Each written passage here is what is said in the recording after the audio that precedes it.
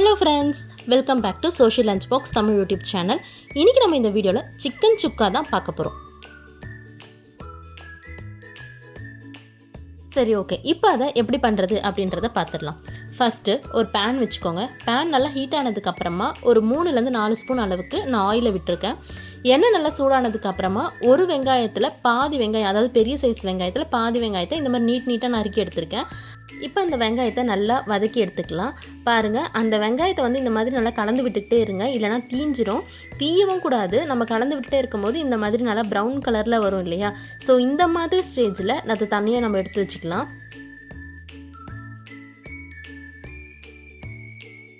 இது நல்லா இந்த மாதிரி ப்ரௌன் கலரில் வந்ததுக்கப்புறமா தனியாக ஒரு பிளேட்டில் எடுத்து வச்சுக்கோங்க.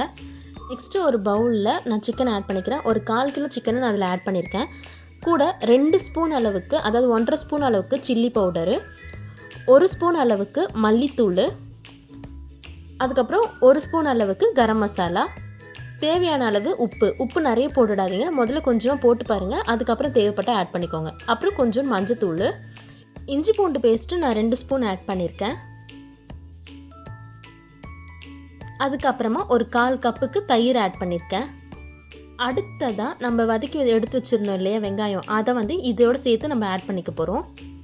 அதுக்கப்புறம் ஒரு 1/2 லெமன் மட்டும் எடுத்து இந்த மாதிரி புழிஞ்சு விட்டுக்கிறேன். தேவைப்பட்டால் நீங்கள் பெப்பரை இதிலே நீங்கள் ஆட் பண்ணிக்கலாம். பட் நான் லாஸ்ட்டாக தான் ஆட் பண்ணுறேன். லாஸ்ட்டாக ஆட் பண்ணும்போது நம்மளுக்கு ஃப்ளேவர் கிடைக்கும்.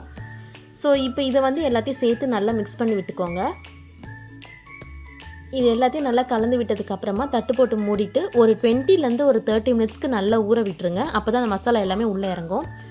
நெக்ஸ்ட்டு நம்ம எண்ணெயை வதக்கி எடுத்தோம் இல்லையா, அதே பேனில் அதே ஆயிலில் நம்ம ரெடி பண்ணி வச்சுருந்த இந்த சிக்கனை ஆட் பண்ணிக்கோங்க. நீங்கள் எதுவும் தாளிக்கணும் அப்படின்ற அவசியம் எதுவுமே கிடையாது. இது எல்லாத்தையுமே அதே எண்ணெயில் போட்டுட்டு நல்லா வதக்கி விட்டுக்கோங்க அந்த ஆயிலில்.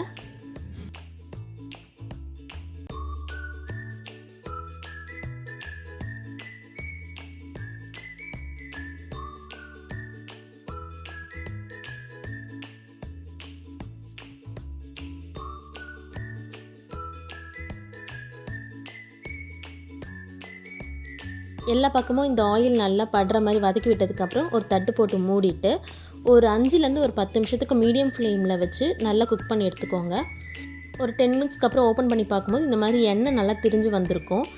இந்த ஸ்டேஜுக்கு அப்புறம் நீங்கள் தட்டு போட்டு மூடணும் அப்படின்ற அவசியம் கிடையாது. நீங்கள் அப்படியே ஸ்லோவில் வச்சுட்டு நல்லா வதக்கி எடுத்துக்கோங்க. நல்லா எல்லாமே சேர்ந்து குக்காகி வந்துடும். அவ்வளோதான், சிக்கன் நல்லா குக் ஆகிடுச்சு. ஸோ இந்த ஸ்டேஜில் நான் பெப்பர் ஆட் பண்ணிக்கிறேன். நீங்கள் ஃபஸ்ட்டே ஆட் பண்ணியிருந்தீங்க அப்படின்னா இப்போ நீங்கள் ஆட் பண்ணணும் அப்படின்றது கிடையாது. பட் லாஸ்ட்டாக ஆட் பண்ணும்போது கொஞ்சம் ஃப்ளேவரும் கிடைக்கும், டேஸ்ட்டும் இன்னும் கொஞ்சம் நல்லா எடுத்து கொடுக்கும். அதுக்காக தான் நம்ம லாஸ்ட்டில் ஆட் பண்ணுறது. அவ்வளோதான், நல்லா குக்காகி வந்துடுச்சு. சிக்கன் சுக்கா ரெடி ஆகிடுச்சு. ஸோ கடைசியாக நம்ம கொத்தமல்லியை போட்டுட்டு நம்ம அடுப்பை ஆஃப் பண்ணிக்கலாம்.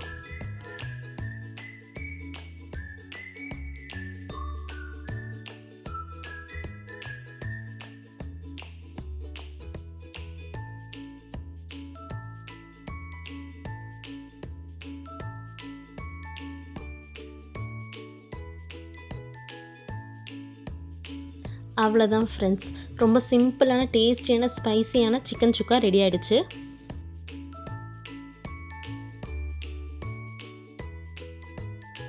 இந்த சிக்கன் சுக்கா பார்த்திங்கன்னா சப்பாத்தி, தோசை, பரோட்டா, அப்புறம் புலாவு, பிரியாணி இந்த மாதிரி எது கூட வேணாலும் நம்ம சைட் டிஷ்ஷாக ஆட் பண்ணி சாப்பிடலாம்.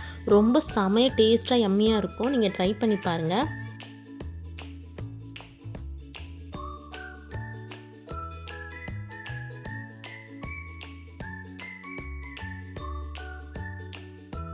வீட்டில் ட்ரை பண்ணி பார்த்துட்டு எப்படி இருக்குது அப்படின்றத எனக்கு கமெண்ட்டில் மறக்காமல் சொல்லுங்கள்.